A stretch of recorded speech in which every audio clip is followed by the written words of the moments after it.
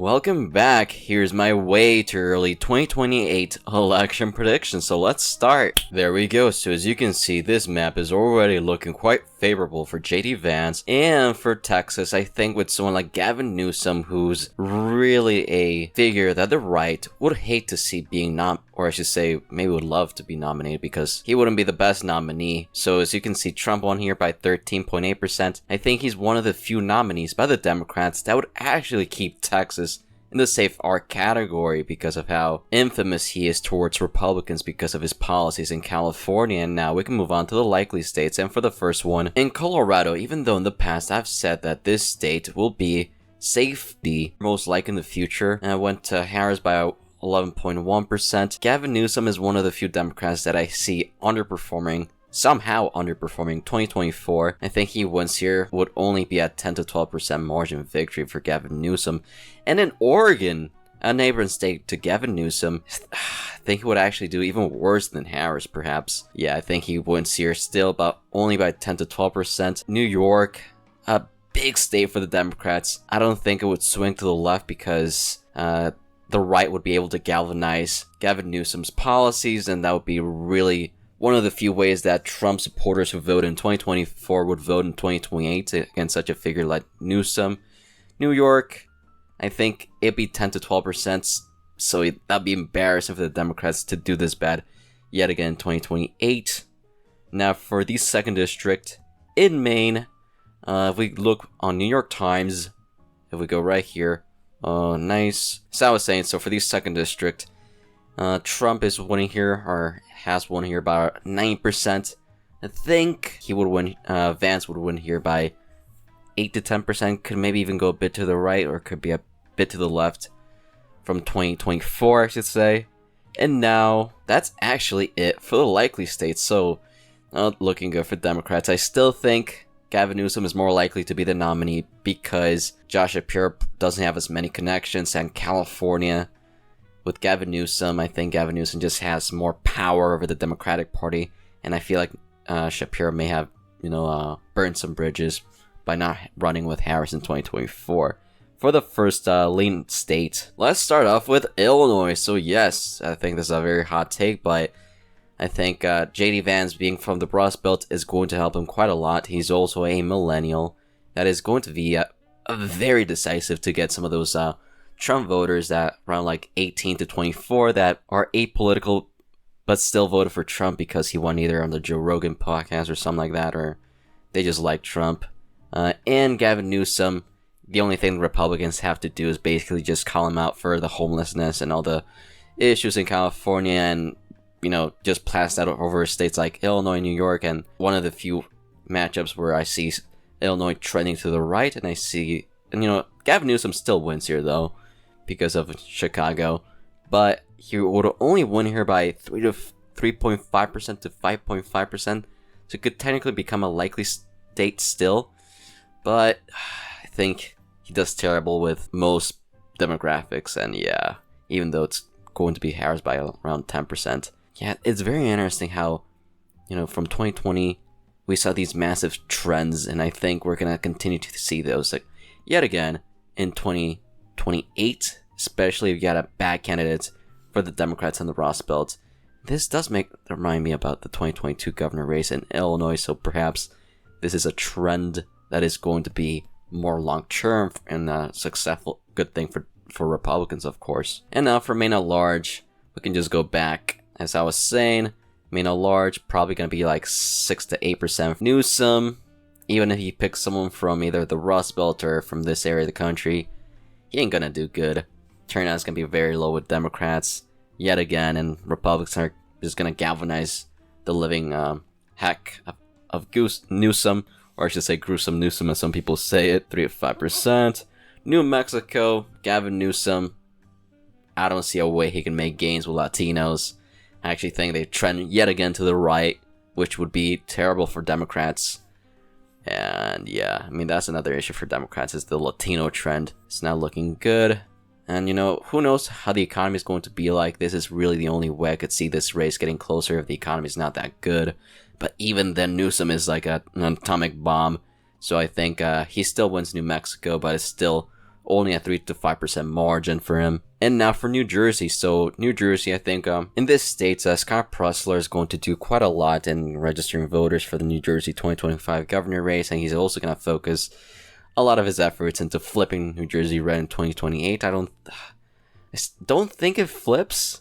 I don't think so in 2028, even though you got the big city stigma from Newsom that's going to affect a lot of states with big cities or surround or close to big cities. So even though I think that's going to help Republicans, I don't see a way that it flips. Who knows though? But I do see it trending to the right again. Not by much though, but still I think Newsom will win here, but embarrassing, he would only be victorious in this state by 3 to 5%. And now for Virginia. Virginia could actually be even closer than what my margins will be if JD Vance picks someone like Glenn Youngkin to be his VP. That could help him quite a lot. Yeah, Newsom. If it was Shapiro, this would easily be likely D, but with Newsom, easily drops down to lean D in 2028. Gotta remind myself about that. Newsom, yeah, I mean, Newsom is not the candidate I'd recommend Democrats to go for. You know, this is the best case scenario for the Republicans because, as I've said before, Newsom just one of the easiest candidates for Republicans to get some of those Trump 2024 voters to vote again in 2028. Basically, not that much I can say about that. So 3 to 5% victory for Newsom yet again. And now for Arizona, I am quite conflicted on this. I could see maybe it being a likely margin yet again. I don't think immigration is going to be as big of an issue with Donald Trump in office, of course. So numbers going to come down, and that's going to help Democrats still. Yet again, though, with how much went for Trump in 2024, it is making me believe that Biden winning it in 2020 was just one-off thing. So yeah, I think Vance is not as strong for the Sun Belt, in my opinion. He's really strong for the Rust Belt. As you can see, Iowa and Ohio would go far easily for him. But yeah, Arizona would go for Vance by 2 to 4%, or I should say 3 to 5%. Just a bit of a drop-off, but yeah, not too much for him. And now we're getting to the really close lean states. For those states, for North Carolina, I think will be 2 to 4%, basically a repeat of 2024. Yeah, 2024. So not too much of a change there. Pennsylvania, I think this is going to be a hot take, but yeah, I do think Pennsylvania would actually be a lean R for Republicans with JD Vance going against Gavin Newsom. Republicans are going to put a lot of resources into this really like tri-state area between New York, New Jersey, and Pennsylvania. So I expect, and you know, with JD Vance being from Ohio, that's going to help him, especially in some of the western parts of the state, in my opinion. Still, I think it would be a margin of around 2% to 4% for JD Vance. Actually could even be bigger than Trump's, would be bigger than Trump's margins. And that's mostly because of how bad of a candidate Newsom would be. And now for Nevada, neighboring state, for Gavin Newsom, I think it's probably going to be a repeat of the margin 2024. I think Newsom would be as bad as Harris, and not only is he from the same state, but basically has the same policies. He also is quite unpopular. If this would be the matchup in 2028, it would really be quite similar to 2024 though. Kind of boring to be honest with you, but yeah. 2 to 4% victory for Vance. For the 2nd district in Nebraska, if you look at the results, Harris is on track to win here by just above 4% in this election. I mean, Vance would have way more Rust Belt appeal compared to Newsom. Still, it is Omaha surrounded district, so he would still win it, but it would be a trend to the right from 2024. So I'm guessing Newsom would win here by a lean margin of, let's say, 1 to 3%. Yeah, I think that's correct. And now let's go back here. So in Michigan, it could be close because I wouldn't be surprised if Newsom picks either Whitmer as his VP, or he could pick someone from Georgia. I don't think it'd be Ossoff, probably Warnock most likely. But I think Vance would win here by a lean margin. Not as much as Pennsylvania in my opinion, but I think it would be a 1 to 3% margin for JD Vance, or I should say Vice President Vance. Also because he's, millennial from this region, which is going to help him quite a lot. So that's really one of the things that's going to screw up Democrats, is the fact that Vance is a millennial from the Rust Belt, and that was really a smart pick by Trump now in retrospect. And now let's go to, let's see, So let's go to New Hampshire. New Hampshire is going to be quite hard to tell. I wouldn't be surprised if Vance wins this state in 2028 if Newsom is the nominee. But at the end of the day, New Hampshire cares a lot about social issues, and Newsom's going to win them over because of that. So I expect him to win here by a lean margin, but only by 1 to 3% in 2028. So yeah, it's very cursing lean D, New Jersey, lean R, Pennsylvania. Oh, well. Get used to it. Anyway, so let's go move on to closer states right now. So start off with Wisconsin. Wisconsin was the closest state in 2024 by far, as you can see. 1 point to the left would have meant Harris would have won this state, but without Tim Walz on the ticket, I actually think it'd be a lean margin.